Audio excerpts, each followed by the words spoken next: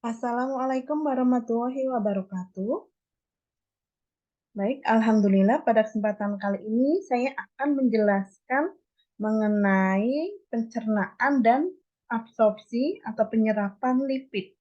Ya, untuk dapat memahami materi ini, teman-teman mahasiswa bisa flashback lagi, direview lagi materi tentang biokimia lipidnya ya, yang tentang definisi apa itu lipid, apa saja golongan lipid, bagaimana penamaan lipid, bagaimana susunannya, gitu ya. Jadi lipid atau biasa kita sebut lemak gitu ya, fraksi-fraksi lemak. Lipid itu kan ada beberapa golongan ya. Ada asam lemak, ada triasilgliserol atau trigliserida, kemudian ada golongan fosfolipid, ada golongan sterol yang di dalamnya ada kolesterol, empedu, dan fitosterol ya. Nah, lipid yang kita peroleh dari makanan ya, itu sebagian besar akan dicerna ya dengan melalui emulsifikasi agar lebih efisien. Emulsifikasi terutama oleh garam empedu. Kenapa perlu diemulsifikasi? Ya, karena lipid ini kan bagian besar sifatnya hidrofobik ya. Sedangkan di dalam saluran cerna, terutama di mulut, di lambung, itu masih sifatnya berair banget, gitu ya. Maka dia perlu diemulsifikasi agar bisa meningkatkan area luas permukaan area dari lipid itu biar lebih mudah diakses oleh enzim-enzim pencernaan. Ya, pertama ada trigliserida. Ya. Oh ya, sebelum masuk ke pencernaan trigliserida, kita berbicara dulu tentang enzim untuk mencerna golongan-golongan lipid. Ya, jadi enzim untuk mencerna lipid ini ada di saluran gastrointestinal ya, yang dia akan memecah ikatan ester dari asam lemak dari golongan lipid tertentu. Lipid. Kemudian enzim itu kan biasanya identik dengan akhiran ase. Jadi enzim untuk mencerna lipid adalah lipid ase atau biasa kita sebut lipase. Ya, karena tadi ada beberapa golongan lipid, maka ada beberapa jenis beberapa famili dari lipase ini ya. Nah, kalau untuk mencerna ikatan ester asam lemak yang ada di dalam trigliserida atau triasilgliserol, itu enzimnya disebut lipase. Ya, kalau untuk mencerna ikatan ester yang ada di ikatan ester asam lemak yang ada di dalam fosfolipid, enzimnya disebut fosfolipase. Kalau untuk memecah ikatan ester asam lemak yang ada di kolesterol dan fitosterol disebutnya enzim kolesterol esterase. Karena kolesterol dan fitosterol ini mirip susunannya ya, dia masih dalam satu golongan sterol. Ya, lanjut kita ke pencernaan trigliserida atau triasilgliserol. Ya, jadi triasilgliserol ini bisa dikatakan golongan lipid yang paling banyak terdapat di dalam tubuh, khususnya di jaringan adiposa atau jaringan untuk menyimpan lemak di dalam tubuh. Ini sebagian besar isinya triasilgliserol. Ya, sebagian besar triasilgliserol yang kita peroleh dari makanan itu dicerna secara lengkap di lumen usus halus. Ya, walaupun pencernaannya dimulai dari mulut, di mulut yang mencerna siapa? Enzim lipase. Lipase apa? Lingual lipase. Lingual lipase ini dilepaskan oleh kelenjar serosa ya, kelenjar saliva yang berada di bawah lidah. Ya. Kemudian di lambung dia dicerna oleh gastric lipase yang dihasilkan oleh stiff cell yang ada di lambung. Ya. Lalu bagaimana regulasi pengeluaran lipase ini? Jadi diregulasi atau distimulasi oleh sistem saraf simpatis, kemudian high dietary fat, sucking and swallowing. Jadi ketika kita nih mengunyah makanan yang berlemak, apalagi ketika menelannya, ketika mengunyah saja, itu sistem saraf simpatis udah menangkap respon, oh ya itu ada makanan berlemak nih. Kita butuh lipase untuk mencernanya. Ketika masih ada di dalam mulut, itu kan akhirnya memberikan sinyal ke kelenjar serosa tadi ya, kelenjar saliva yang ada di bawah lidah untuk menghasilkan lingualipase. Udah, oke. Kemudian saat itu juga, apalagi saat sudah ditelan,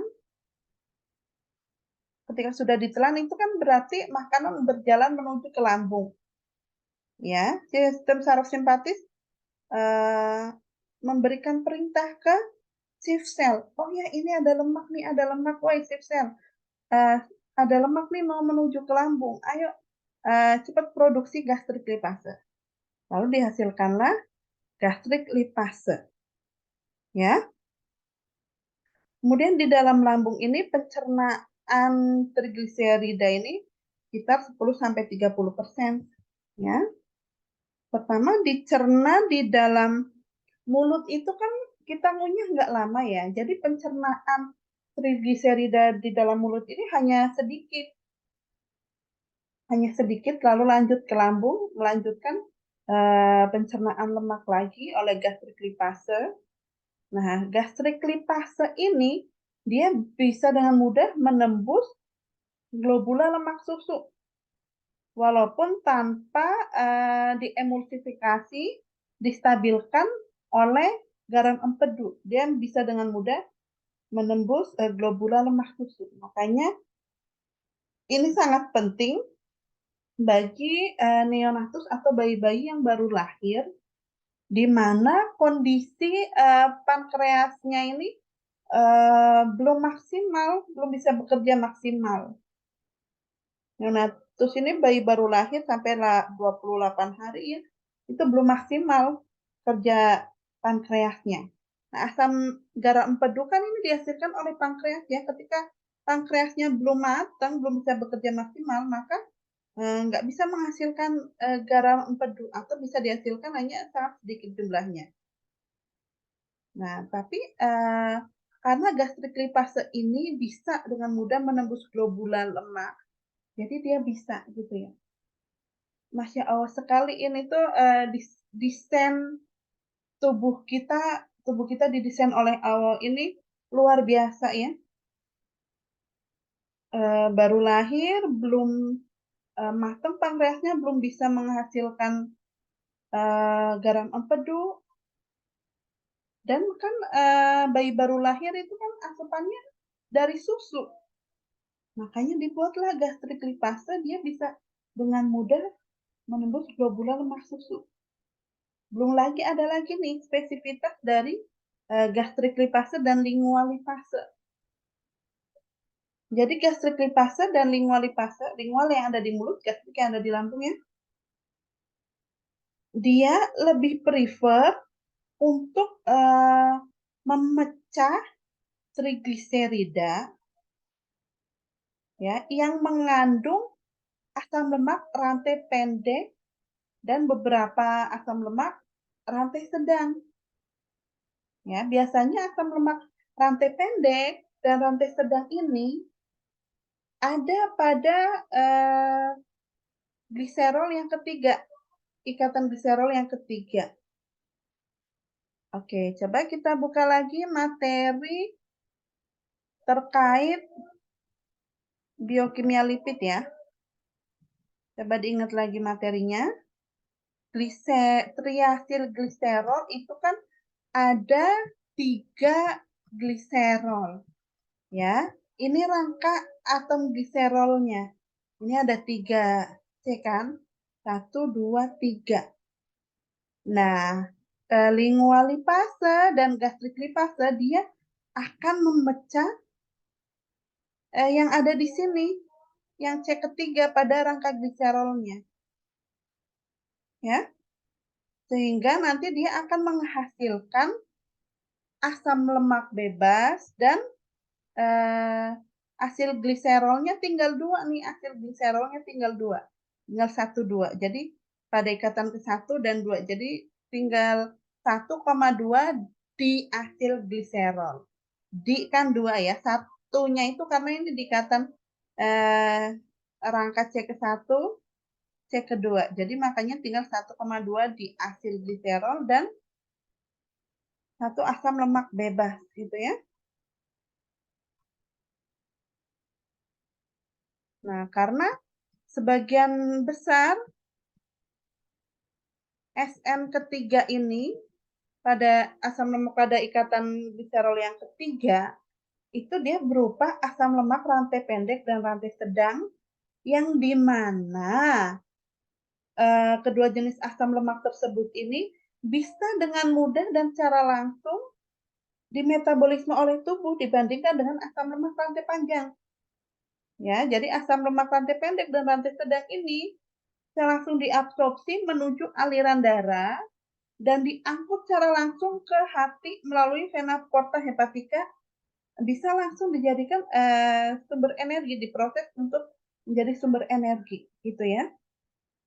Makanya ini sangat penting untuk balita, apalagi balita-balita yang dia terlahir prematur ya, di mana organ-organnya belum sempurna semua. Makanya balita yang prematur biasanya membutuhkan susu formula khusus. Nah, susu formulanya ini didesain biar SN ketiga ini berupa asam lemak rantai pendek dan rantai sedang. Biar bisa lebih banyak menghasilkan energi untuk si bayi prematur ini. Ya, karena bayi prematur butuh peningkatan berat badan dengan cepat. Ya. Jadi dengan volume susu yang sedikit tapi dia bisa memberikan energi yang lebih. Ya.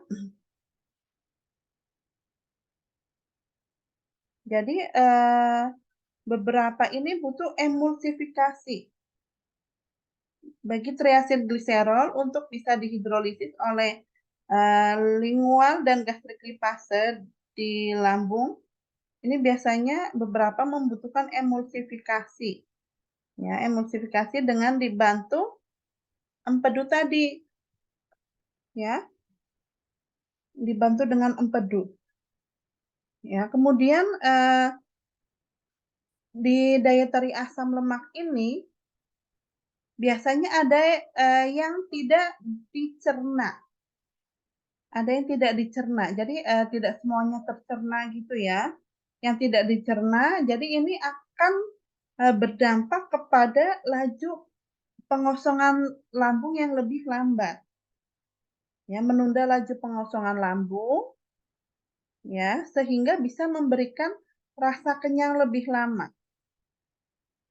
Rasa kenyang lebih lama ya, karena dia gastric motility-nya akan diturunkan. Rasa kenyang lebih lama atau kepuasan yang lebih tinggi itu disebutnya high satiety. Nah, diatur tadi oleh hormon-hormon enterogastron. Ada apa saja? Ada sekretin dan dia ada kolesistokinin juga yang mengatur pencernaan lipid. Ya. Kemudian lipid yang telah dihidrolisis secara parsial ya meninggalkan lambung dan menuju ke duodenum sebagai droplet lipid yang kecil. Kenapa dibentuk dalam droplet lipid yang kecil? Biar lebih mudah dicerna ya. Droplet lipid yang kecil ini dengan diemulsifikasi oleh garam empedu. Garam empedu dihasilkan oleh apa? Dihasilkan oleh hati yang kemudian dilepaskan oleh kantung empedu ya. Yang mengatur pelepasan garam empedu itu apa? Adalah kolesistokinin, ya. Jadi kolesistokinin itu adanya di jejunum dan duodenum bagian bawah tuh ya. Kolesistokinin bisa dilepaskan ketika ada lemak yang masuk ke dalam duodenum. Jadi dari lambung kan menuju duodenum ya, menuju duodenum. Ketika bagian atas ini, bagian atas duodenum sudah terdeteksi adanya lemak, maka di jejunum dan bagian bawah duodenum ini akan menghasilkan hormon kolesistokinin. Nah, hormon kolesistokinin bekerjanya di mana? Ya, dia di kantong empedu dan juga di pankreas, ya. Kerjanya ngapain? Ketika hormon kolesistokinin dilepaskan di kantong empedu, maka akan membuat kantong empedu berkontraksi. Berkontraksi dan melepaskan garam empedunya untuk mengemulsifikasi lipid tadi, deaksylgliserol atau yang lainnya. Ya. Kemudian dia juga bekerja di pankreas untuk apa? Untuk memicu pankreas agar menghasilkan di sel-sel eksokrin pankreas ya.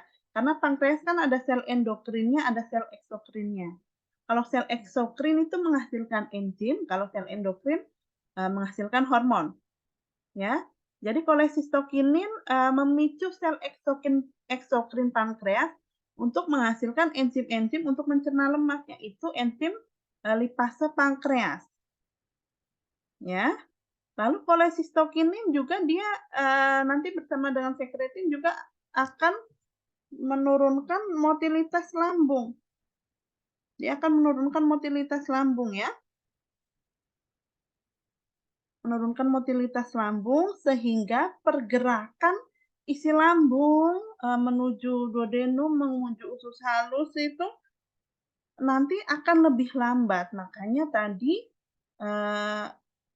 akan menunda laju pengosongan lambung ya, sehingga bisa memberikan rasa kenyang yang lebih lama gitu ya. Lalu hormon sekretin. Hormon sekretin ini untuk apa? Hormon sekretin dia dilepaskannya kapan? Ya. Kalau kolesistokinin tadi dilepaskan ketika ada lemak di dalam duodenum. Nah, kalau hormon sekretin ini dilepaskan ketika pH-nya rendah.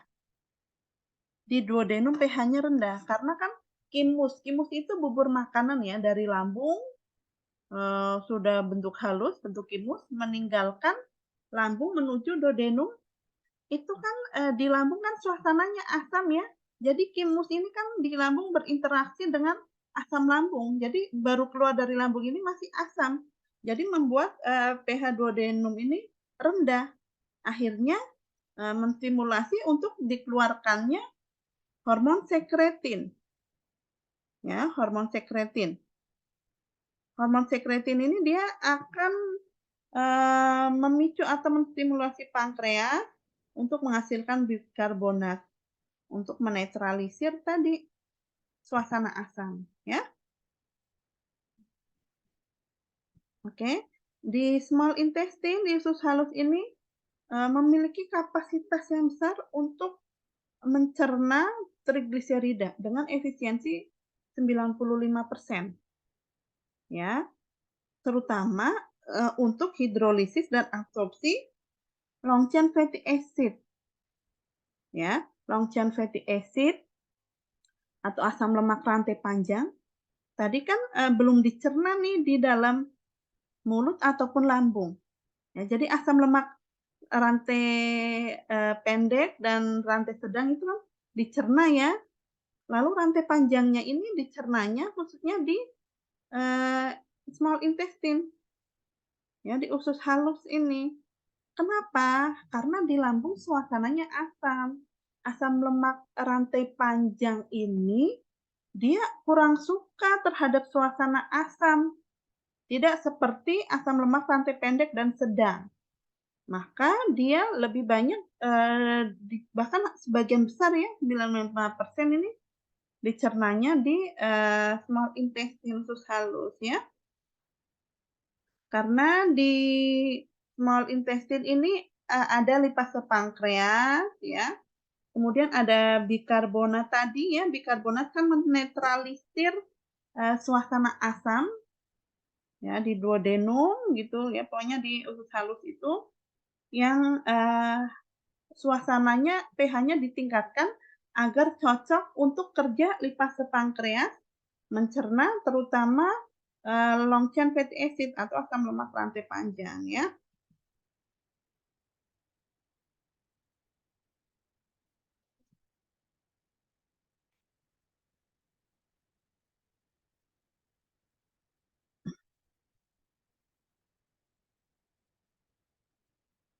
Nih ya, pankreas, melepaskan lipase pankreas dan bikarbonat ya, untuk, mencerna asam lemak terutama asam lemak rantai panjang ya, yang berkombinasi dengan garam empedu ya, menghasilkan produk, eee, asam lemak bebas dan mono atau diasilgliserol ya. Jadi, aksi lipase pankreas ini akan menghasilkan apa? Pertama kan tadi, triasilgliserol di mulut dan di gastrik lambung itu biasanya dipecah pada, SN ketiga ya. Lalu asam lemak rantai panjang itu dicernanya di dalam, small intestine, di duodenum, gitu ya. Itu akan dihasilkannya dari triasilgliserol, dihasilkan 2,3 diasilgliserol, lalu dihasilkan, 1,2 diasilgliserol, lalu dipecah lagi menjadi 2 monoasilgliserol. Ya. Untuk, lipase pankreas ini, produk akhirnya menghasilkan 2 monoasilgliserol. Ya, kan gliserol kan ada 3 ya, jadi rantai ikatan asam lemak dan gliserol yang masih tetap utuh, sebagian besar itu adalah di, SM kedua ini, makanya 2 monoasilgliserol. Nanti 2 monoasilgliserol akan mengalami isomerisasi menjadi 1 monoasilgliserol. Ya, tahu kan isomerisasi? Di mana senyawa-senyawa penyusunnya sama, tapi, hanya saja susunannya yang berbeda ya. Kemudian ada yang namanya orlistat. Orlistat ini sebuah inhibitor atau penghambat kerja dari lipase, gastrik dan lipase pankreas. Ketika kerja lipase gastrik dan pankreas dihambat, berarti, tidak bisa memecah asam, trigliserol ya. Sehingga apa, karena dipecah pun nggak bisa, ya jadi nggak bisa diserap gitu ya. Dia, bisa menghambat absorpsi sampai 30% ya, sampai 30%. Ini mereknya Xenical, dulu mereknya Xenical ya, yang terkenal.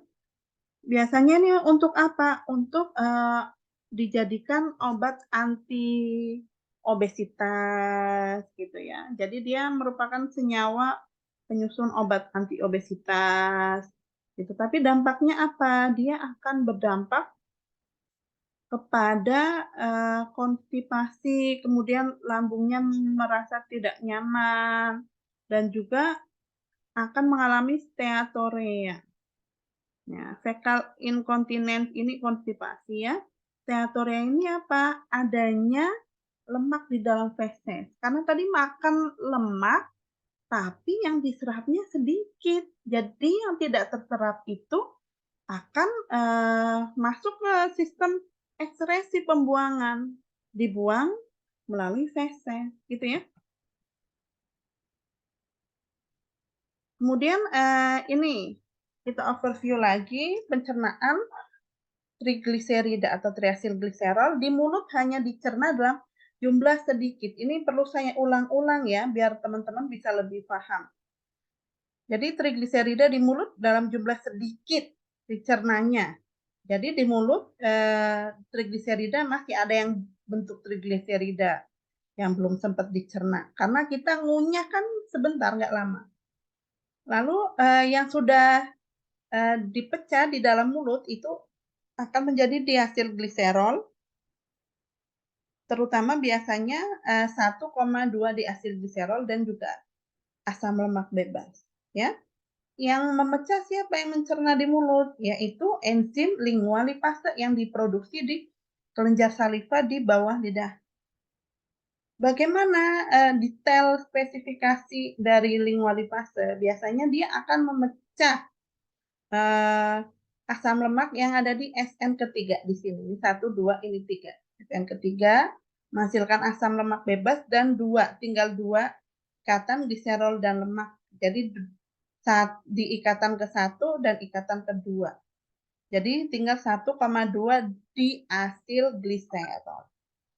Lalu dari mulut lanjut ke lambung, ya, dicerna lagi di lambung oleh gastrik lipase yang dihasilkan oleh shift cell yang ada di lambung.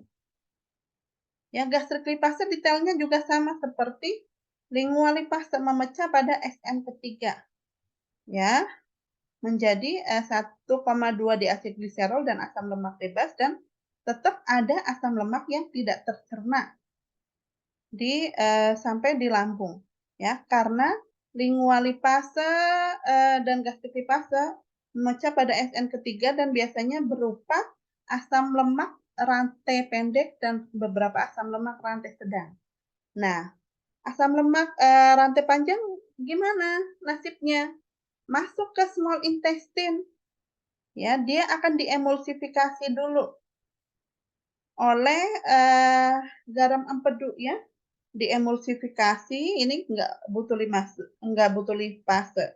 Diemulsifikasi ada triacylglycerol, terutama yang rantai panjang belum tercerna. Kemudian diacylglycerol, fatty acid bergabung dengan garam empedu membentuk misel.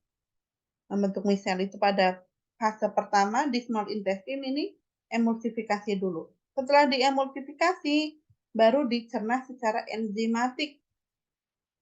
Ya, dicerna secara enzimatik oleh siapa? Oleh pankreatik lipase.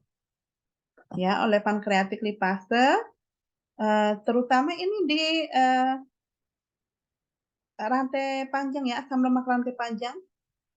Sebagian besar dicernanya di sini, ya, di sini dalam bentuk droplet-droplet kecil, ya, biar lebih mudah dicerna. Dan di small intestine ini semuanya sudah tercerna, ya, dalam bentuk monoasilgliserol dan fatty acid.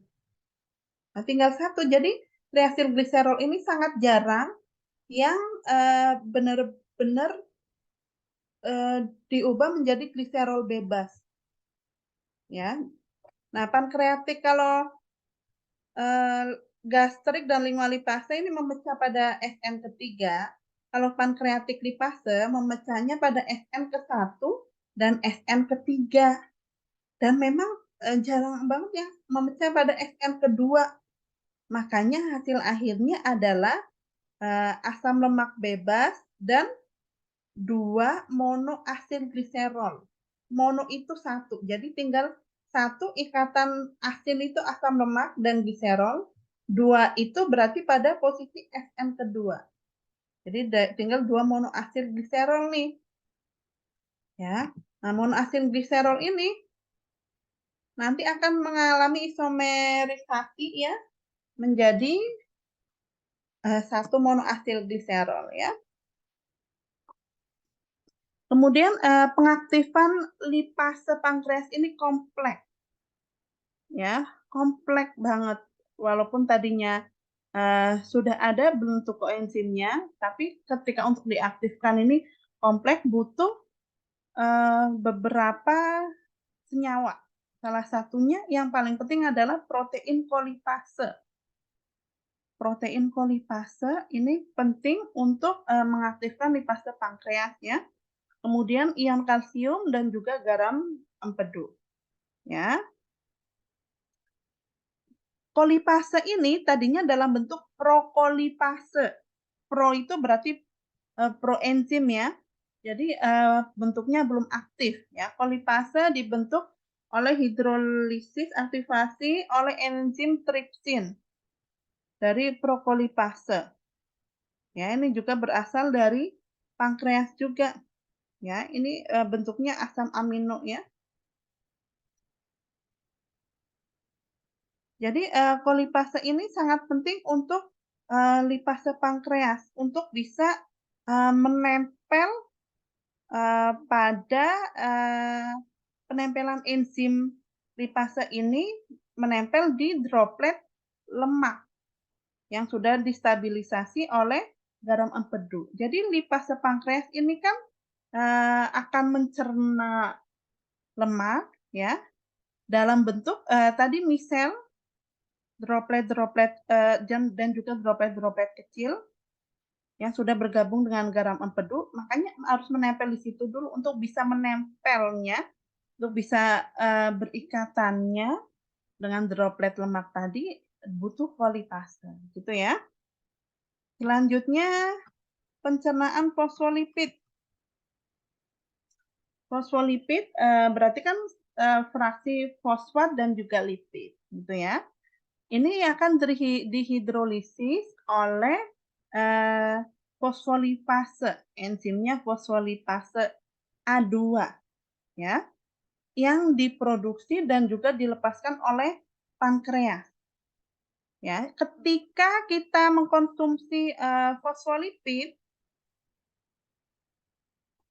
itu kantong empedu juga akan merilis fosfolipid juga. Jadi kita konsumsi fosfolipid, tubuh juga akan merilis fosfolipid juga. Biasanya sekitar 5 kali lebih banyak daripada fosfolipid yang kita konsumsi. Gitu ya. Nah, kemudian fosfolipid yang berasal dari makanan ataupun fosfolipid yang berasal dari empedu ini ya akan dihidrolisis oleh fosfolipase A2. Fosfolipase A2, kalau fosfolipid targetnya pada untuk memecah asam lemak pada SN kedua dari gliserol. Ya, coba kita buka lagi biokimia lipidnya ya, biar teman-teman bisa lebih jelas. Ya, jadi ini kan struktur fosfolipid nggak jauh beda ya dengan triacylglycerol ya. Jadi dia memang rangkanya ini gliserol ya pada gliserol 1, 2 dan 3. Nah, pada gliserol kedua ini biasanya fosfolipase A2 ini akan bekerja memecah ikatan asam lemak dengan gliserol pada SN kedua ini. Ya. Jadi ini penting untuk diperhatikan teman-teman. Tadi teman-teman harus bisa membedakan ketika di pencernaan trigliserida di dalam mulut dan lambung itu memecah ikatan ester asam lemak pada SN ketiga. Nah, kalau di small intestine untuk trigliserida dia memecah ke ikatan ke-1 dan 3. Sehingga tersisa ikatan SN kedua. Tapi kalau yang fosfolipid ini dia akan memecah pada SN kedua, itu ya. Di sini. Ya, sebagian besar ini berupa asam lemak tidak jenuh. Ya. Kalau SN ke-1 biasanya sebagian besar berupa asam lemak jenuh ya. Kemudian di sini ada ikatan fosfatnya.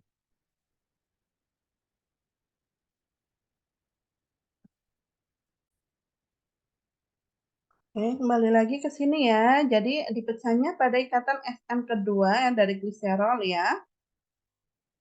Menghasilkan produk apa ketika fosfolipid itu dipecah? Ya, jadi menghasilkan lisofosfolipid dan sebuah asam lemak bebas. Ya, lalu lisofosfolipid dan asam lemak bebas ini akan bergabung dengan trigliserida ya untuk dicerna bersamaan dengan menyatu dengan garam empedu ya, membentuk misel yang lalu untuk ditransport ke sel-sel usus halus, intestinal cell ya.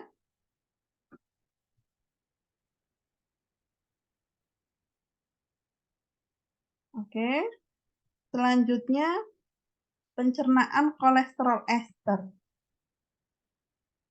Jadi kolesterol ester ini adalah kolesterol bebas yang teresterifikasi dengan asam lemak.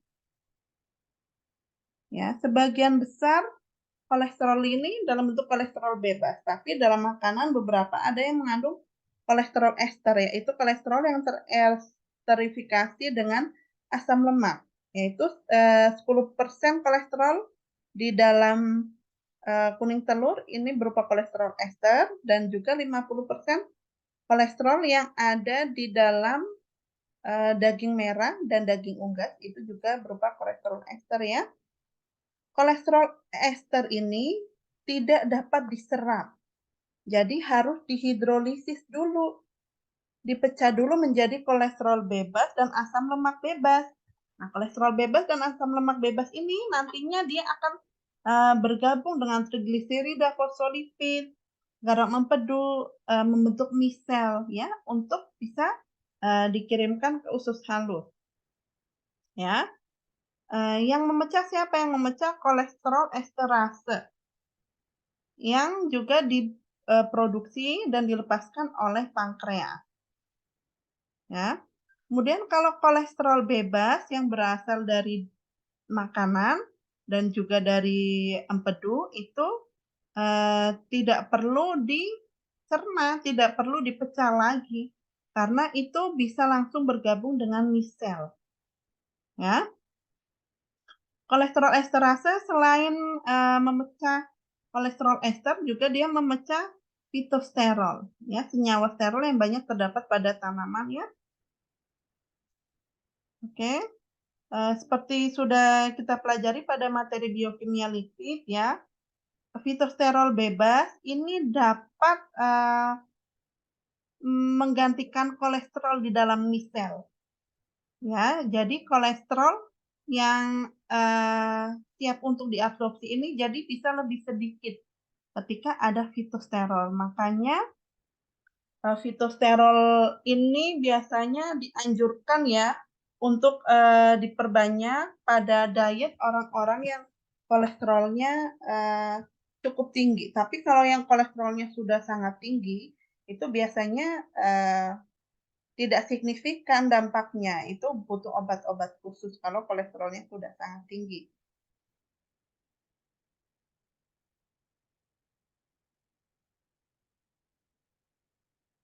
Oke, itu tadi untuk pencernaan lipid. Selanjutnya setelah dicerna, lipid ini akan diserap atau mengalami proses absorpsi. Ya. Micelle contain the final digestion product from lipid hydrolysis. Ya, jadi micelle ini tadi isinya apa saja? Yaitu isinya produk-produk akhir dari pencernaan lipid tadi ya, yaitu ada asam lemak bebas, ada 2 monoasil gliserol, ada lisofosfolipid, ada kolesterol bebas, ada fitosterol dan juga ada vitamin-vitamin larut lemak. Ya, ada vitamin-vitamin larut lemak. Jadi misel ini kecil ya untuk bisa berinteraksi dengan mikrofili pada brush border usus halus. Ya, sehingga isi lipid yang ada di dalam misel ini bisa pindah ke dalam enterosit. Ya. Jadi molekul-molekul lipid ini bersatu ya. Kalau misel ini enggak berinteraksi dengan membran plasma ya. Nanti ini kita kan sudah pernah belajar tentang pencernaan ya. Akan saya tayangkan lagi videonya, slide-nya ya. Seperti apa sih susunan sel intestin di usus halus? Ini perlu kita ketahui untuk kita memahami pencernaan lipid ya.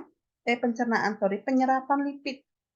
Nah, penyerapan lipid ini meliputi apa saja? Yaitu meliputi proses keseluruhan termasuk transport dari lipid yang sudah dicerna menuju lumen usus halus ya melewati brush border, membran brush border ya. Kemudian meliputi penyusunan kembali lipid-lipid melalui proses esterifikasi dan juga pada akhirnya lipid akan dirilis ke sirkulasi darah ya.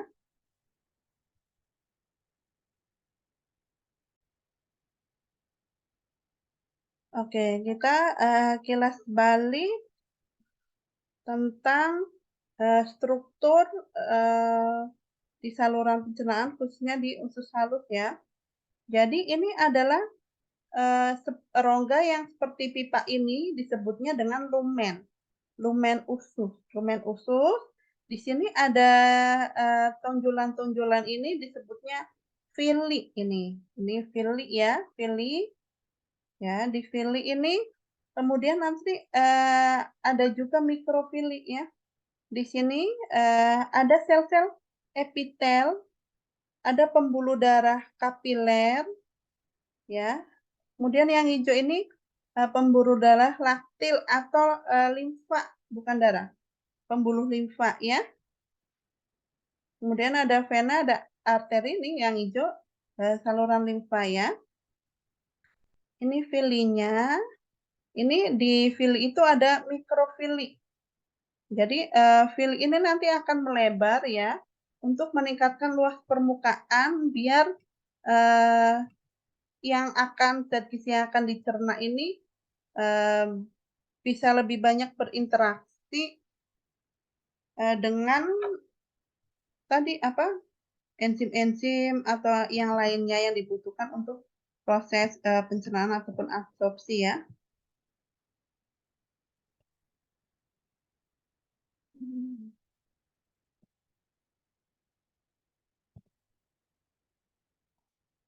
Ini ya. Sama, jadi ini lumen usus ya. Kemudian ini tadi ada sel enterositnya di dalam sini ya.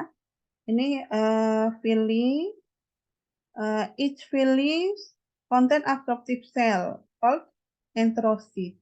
Jadi enterosit adalah sel-sel untuk penyerapan yang ada di villi-villi usus halus ini. Ya. Kemudian di dalam villi juga ini ada mikrofilinya. Ada mikrofili, ini brush bordernya ini di sini. Ya, brush border. Ini di sini brush border. Ini brush border ya. Teman-teman ingat untuk bisa memahami pencernaan lipid.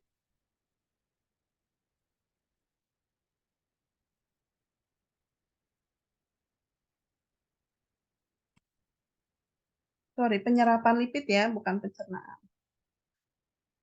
Oke, kita ke penyerapan asam lemak, monoasid gliserol, dan lisofosfolipid.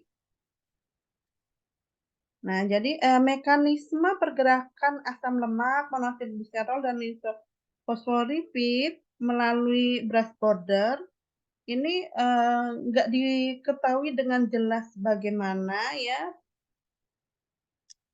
tapi yang jelas nanti untuk ini ditransportnya melalui misel ya. Nih, bisa juga dengan difusi ya, tidak diketahui dengan jelas ya, tapi hanya diduga melalui protein independent diffusion.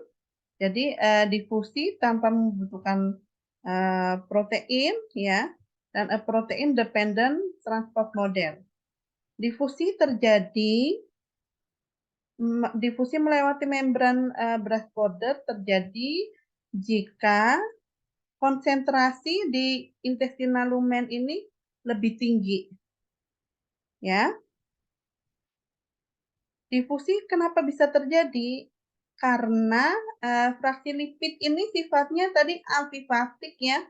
Amfifatik ini adalah dia mempunyai sisi nonpolar dan sisi polarnya. Dia bersifat hidrofilik dan hidrofobik sama seperti membran lipid bilayer ya, sehingga memungkinkan fatty acid, monoasid gliserol dan lisofosfolipid untuk berasosiasi bergabung dengan membran lipid dan juga akhirnya melewati membran lipid menuju ke dalam sel ya.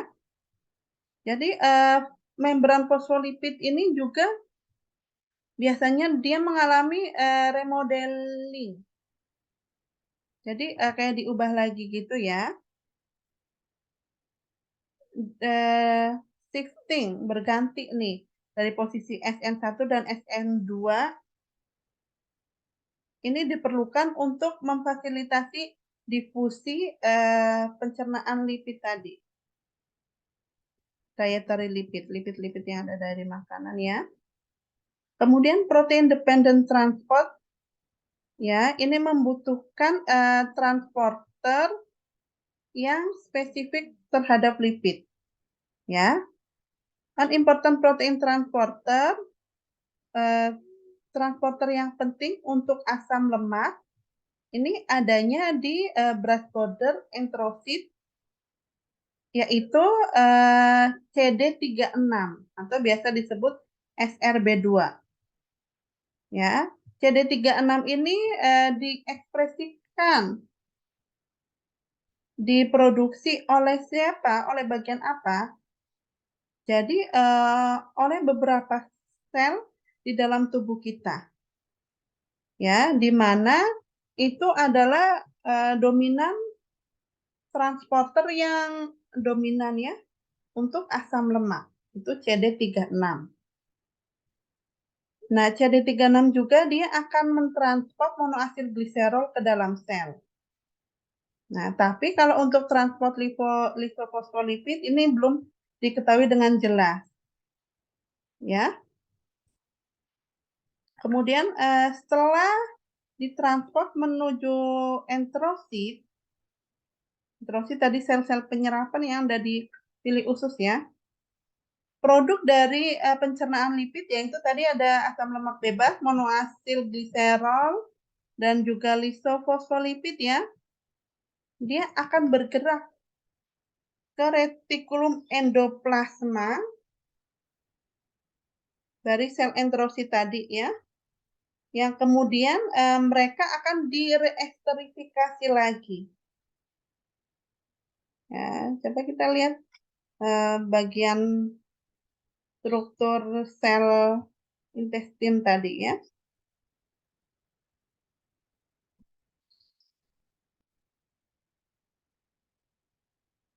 Jadi lipid yang hasil akhir pencernaan lipid ada free fatty acid, monoasid gliserol dan lisofosfolipid. Ya, ini yang ada di lumen usus, dia bisa berdifusi kalau konsentrasinya banyak bisa berdifusi menuju enterosit. Enterosit itu ini di lumen ini kan ada villi ya, ada villi. Di sini nggak terlihat jelas.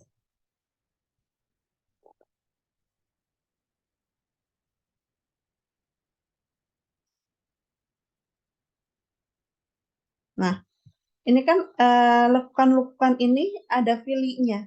Nah, di dalam villi ini ada namanya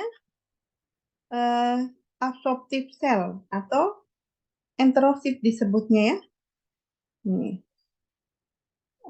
Nih, ada enterositnya di sini ya. Kemudian jadi dia melewati brass border ini ya menuju enterosit ya.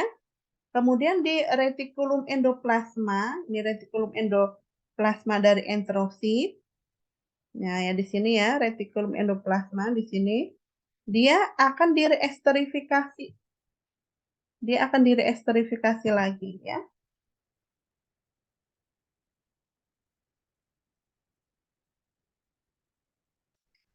dia akan direesterifikasi.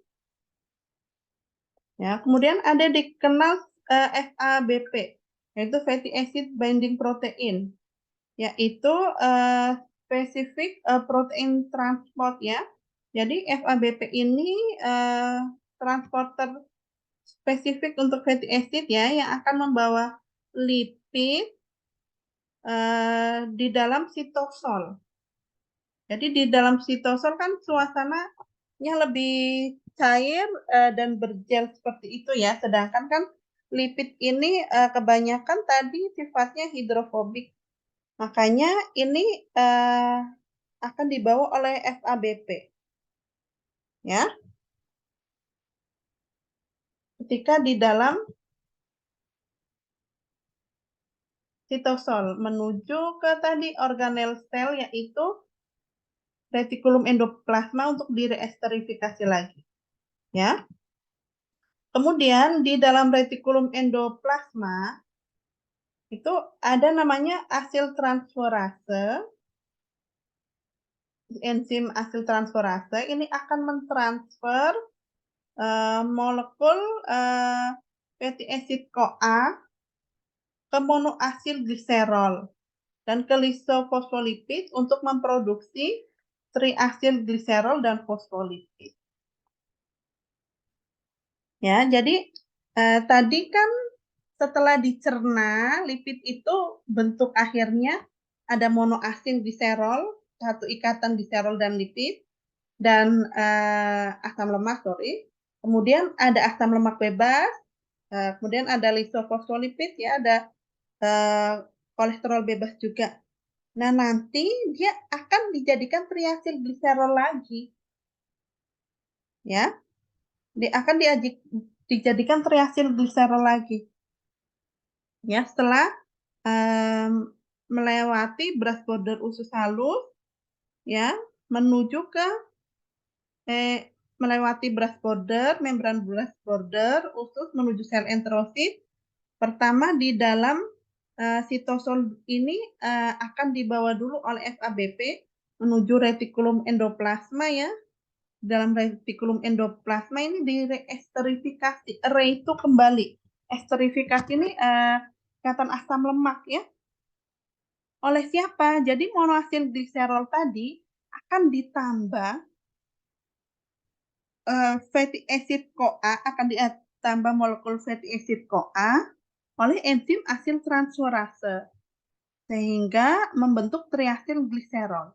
Begitu juga dengan lisofosfolipid akan ditambah ini fatty acid CoA molekul oleh enzim asil transferase.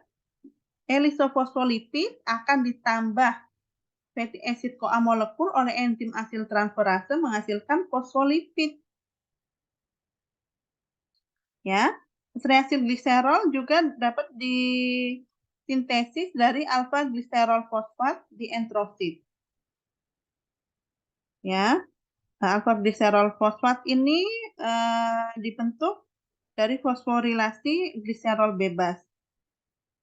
Gliserol bebas ini berasal dari reduksi dihidroksi aseton fosfat. Kalau teman-teman ingat siklus glikolisis, bukan siklus, reaksi glikolisis, ini kan ada dihidroksi aseton fosfat ya. Ya, nanti ini dia menghasilkan gliserol ya untuk free gliserol berikatan dengan fosfatnya membentuk alfa gliserol fosfat yang nanti bisa diubah menjadi triasil gliserol dengan ditambahkan fatty acid CoA molekul dari enzim asil transferase ya. Nih, protein lainnya yang bermanfaat untuk uptake. Uptake itu mengambil asam lemak ke enterosit ya, disebutnya golongan fatty acid transport protein seperti FATP4. Nah, kalau CD36 tadi kan di atas ada CD36 ya, itu transporter ya. Transporter biar bisa menembus membran brush border. Ya. Tapi kalau FATP4 ini dia akan memfasilitasi penempelan koenzim, attachment, agar koenzimnya nempel gitu. Koenzim apa? Koenzim A menempel di asam lemak yang sudah berada di sel. Ya. Untuk mereesterifikasi triacylglycerol lagi, ini kan fatty acid CoA molekul, jadi dia butuh koenzim A. Untuk koenzim A bisa attachment, berikatan, menempel dengan fatty acid, butuh FATP4. Nah, kalau CD36 tadi adalah transporter yang membawa fatty acid untuk melewati membran brass border usus halus ya. Nah, selanjutnya fatty acid untuk disintesis menjadi triacylglycerol, kemudian fosfolipid dan kolesterol juga.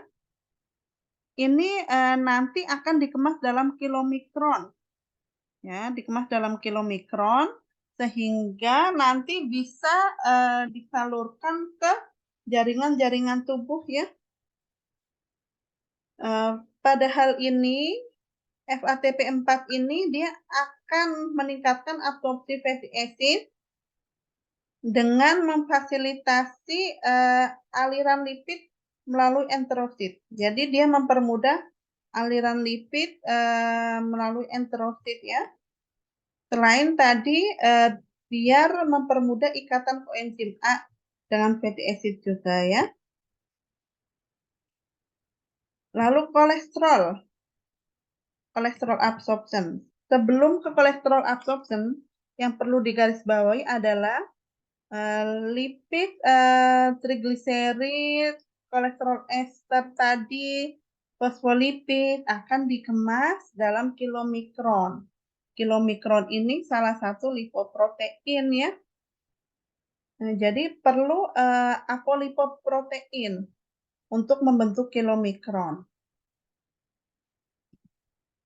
Lipoprotein seperti kilomikron, kemudian ada lipoprotein lain seperti VLDL, LDL, low density lipoprotein, HDL, high density lipoprotein, atau LDL biasa kita sebut kolesterol jahat, HDL kolesterol baik. Selanjutnya kita akan bahas tentang absorpsi kolesterol. Ya, kolesterol bisa masuk ke small intestine, usus halus, ya. Baik itu kolesterol yang dari diet ataupun kolesterol yang ada di empedu. Jadi empedu kan penyusunnya kolesterol ya. Nah, kalau dietary kolesterol ini, asupan kolesterol dari makanan ini sekitar 300 mg per hari. Ya. Sedangkan kolesterol yang berasal dari empedu ini 800 sampai 1400 mg per hari, jauh lebih besar ya.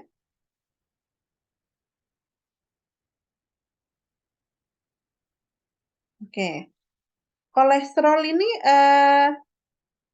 kolesterol yang tidak diserap akan diekskresikan di dalam feses ya.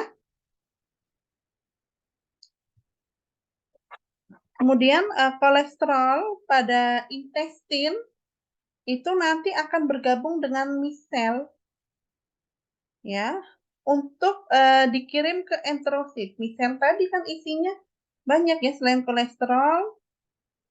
Kemudian tadi ada asam lemak bebas, ada monoasidgliserol dan lisofosfolipid ya.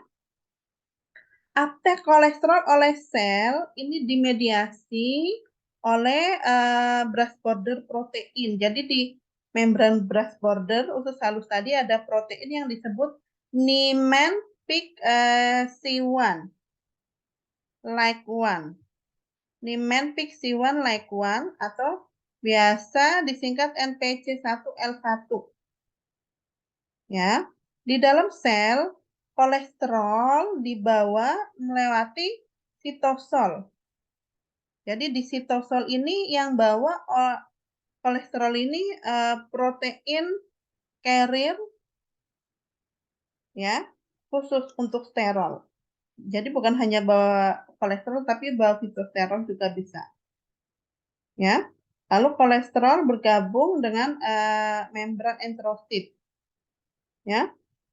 Esterifikasi kolesterol ini dikatalisasi oleh asil A kolesterol asil transferase 2. Nah, kalau esterifikasi asam lemak bebas tadi kan diesterifikasi oleh asil transferase, ya. Asam lemak bebas ataupun isofosfolipid oleh asil transferase. Nah, kalau kolesterol namanya lebih kompleks. Ya, enzimnya itu asil CoA, kolesterol asil transferase 2. Ya. Sehingga butuh dikemas dalam kilomikron ya. Nah, fitosterol juga diangkut oleh yang sama, transporter yang sama dengan kolesterol ya.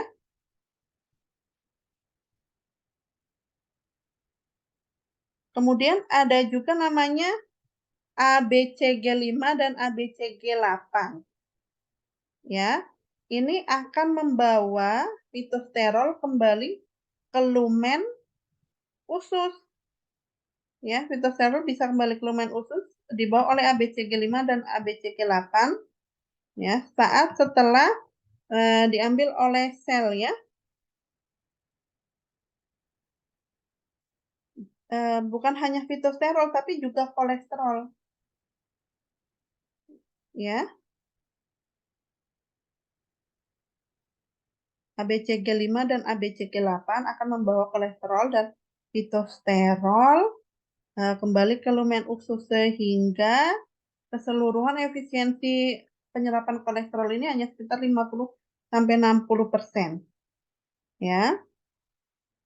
Ada gangguan genetik langka ya, autosomal resesif disebut sitosterolemia, yang dimana pada gangguan sitosterolemia ini ada mutasi pada protein ABCG5 dan ABCG8 sehingga bisa menyebabkan hiperabsorpsi penyerapan kolesterol dan fitosterol yang berlebih sehingga kadar kolesterol dalam darahnya juga tinggi gitu ya.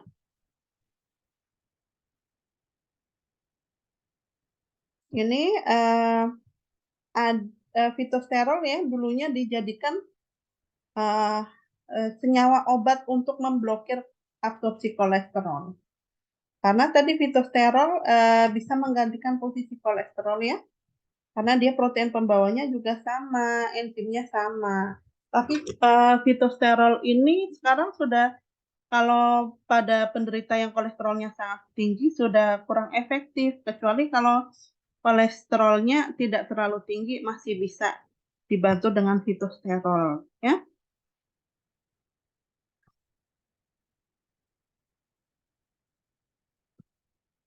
Nah, kemudian ini harus dikemas dalam kilomikron ya. Fraksi-fraksi lipid yang sudah terreesterifikasi. Ya. For dietary lipid to be fully absorbed into the circulation, they must first be packaged in a form that allow for transport in aqueous bloodstream. Jadi lipid tadi kan sifatnya hidrofobik ya, hidrofobik. Sedangkan untuk bisa ditransport ke aliran darah yang sifatnya ini berair, banyak airnya, aqueous, maka harus dikemas dalam kilomikron. Ya. Harus dikemas dalam kilomikron. Kilomikron ini tadi salah satu jenis lipoprotein ya. Esterifikasi di retikulum endoplasma, enterosit ya. Tadi kan udah diesterifikasi, kemudian dikemas menyatu dengan protein lipid ya, atau kita bisa sebut apolipoprotein membentuk struktur yang disebut kilomikron. Ya. Jadi kilomikron ini dibentuk langsung sebagai respon adanya lipid di dalam makanan. Ya. Jadi kalau kilomikronnya tinggi, ini berarti merefleksikan bahwa lipid di dalam makanan itu juga tinggi, gitu ya. Jadi kilomikron dia isinya apa? Trigliserida, beberapa kolesterol ester, ya, free kolesterol. Pembentukan kilomikron ini butuh protein dulu, ya. Protein apa yang ditambahkan ke kilomikron? Paling sering adalah apolipoprotein B48 atau biasa kita singkat ApoB48 yang dia akan menstabilisasi kilomikron yang kaya akan trigliserida. Ya. Kemudian kilomikron yang terbentuk akan diangkut menuju space interseluler di dalam enterosit. Ya. Kemudian dari enterosit ini dia akan dikirim ke sistem limfatik melalui proses eksositosis. Semoga teman-teman masih ingat ya, proses eksositosis ini proses dikeluarkannya molekul dalam ukuran yang cukup besar ya dari dalam sel keluar sel. Kebalikan dari endositosis ya. Nih.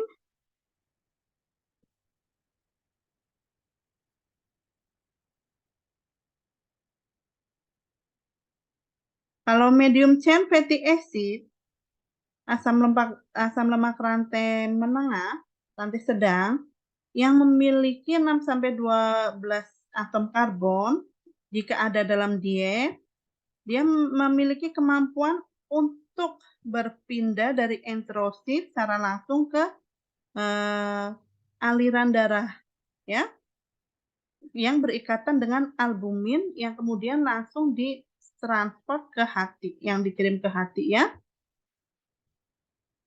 Sebagian besar medium chain fatty acid mencapai esterifikasi di enterosit dan memasuki aliran darah sebagai free fatty acid. Ya, perbedaan dari long dan medium fatty acid menghasilkan dari spesifitas dari asil CoA. Ya.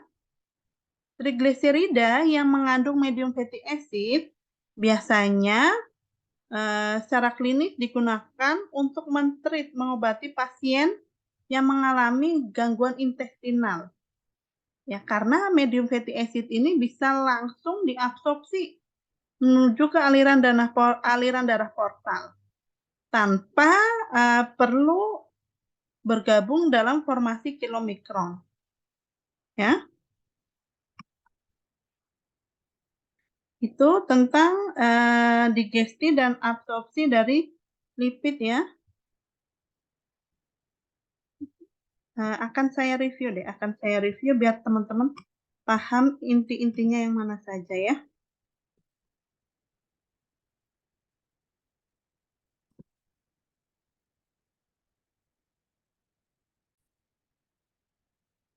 Baik, saya review lagi ya terkait digesti dan absorpsi lipid. Ya, digesti dan absorpsi lipid, digesti dicerna lipid mulai dari mulut ya, tapi jumlahnya sedikit karena kita makan ngunyah itu sebentar. Ya, makanya lipid yang dicerna dalam jumlah sedikit. Dicerna di mulut oleh lingual lipase yang dihasilkan oleh kelenjar saliva, kelenjar serosa yang ada di bawah lidah, ya. Lalu dari mulut itu akan ke stomach, ke lambung ya. Di lambung dicerna oleh lipase lambung atau gastrik lipase. Ya, gastrik lipase. Kemudian trigliserida ini dicernanya biasanya dipotongnya di asam lemak SN ketiga. Ya, gastrik lipase ini mampu menembus globular lemak susu sehingga bermanfaat untuk bayi ya. Kemudian selanjutnya ke usus halus ya. Jadi tadi kalau asam lemak rantai pendek dan sedang bisa dicerna di mulut dan di lambung. Kalau asam lemak rantai panjang dicernanya di usus halus ya. Karena asam lemak rantai panjang kurang suka terhadap asam. Makanya perlu tambahan bikarbonat biar lipase pankreas untuk mencerna asam lemak yang di usus halus ini bisa bekerja optimal ya. Kemudian pankreas mensekresikan bikarbonat, kemudian lipase pankreas untuk mencerna asam lemak rantai panjang, kemudian kolesterol esterase, dan juga fosfolipase A2. Ya. Lalu setelah dari usus halus, ya, masuk selanjutnya diolah, dipecah menjadi hasil akhirnya ya, usus halus jadi hasil akhirnya ya. Dengan adanya penambahan garam empedu, itu akan diemulsifikasi ya dalam misel droplet lipid yang kecil juga. Nah, ini cara kerja pankreatik lipase. Jadi ini di intestinal lumen, lipase pankreas bekerja dengan memecah triasilgliserol menjadi 1,2 diasilgliserol, lalu dipecah lagi menjadi 2 monoasilgliserol. Nah, dari triasilgliserol jadi 1,2 diasilgliserol dan menghasilkan asam lemak. Asam lemaknya ini diabsorpsi dari garam empedu ya di misel ya. Kemudian asam lemak hasil pemecahan 1,2 diasilgliserol juga akan bergabung ya. Lalu 2 monoasilgliserol sebagai hasil akhir pemecahan trigliserida oleh lipase pankreas ini akan diisomerisasi oleh enzim isomerase menghasilkan 1 monoasilgliserol. 1 monoasilgliserol dipecah menjadi gliserol dan asam lemak. Ya, oleh enzim lipase pankreas juga. Lalu asam lemak dari intestinal lumen dia akan masuk melewati border usus ya, masuk ke sel intestinal, masuk ke epitelnya, ke bagian epitel. Ya, masuk ke bagian epitel semua asam lemak yang dihasilkan dari pemecahan golongan lipid baik itu triasilgliserol atau fosfolipid atau ester kolesterol ya akan masuk ke sini. Ya, kemudian 2 monoasilgliserol asam lemaknya ini juga akan masuk nih ke monoasilgliserol pathway ya. 2 monoasilgliserol masuk juga ke intestinal epitel ya. Nanti semuanya akan direesterifikasi ya menjadi triasilgliserol. Kalau kolesterol bisa langsung masuk ke sini ya tanpa dicerna terlebih dahulu, akan direesterifikasi ya menjadi triasilgliserol. Baik itu asam lemak atau monoasilgliserol atau bahkan gliserol dari hasil glikolisis yaitu gliserol 3 fosfat juga itu akan ditambahkan asam lemak ya oleh enzim asil-CoA sintetase atau asil-CoA transferase ya nantinya akan membentuk triasilgliserol. Nah, triasilgliserol ini dikemas dalam kilomikron bersama kolesterol juga ya. Nanti masuk ke pembuluh limfa atau laktil yang ada di vili-vili usus halus ya, di sekitar vili usus halus. Lalu nanti masuklah ke aliran darah, ke vena porta ya.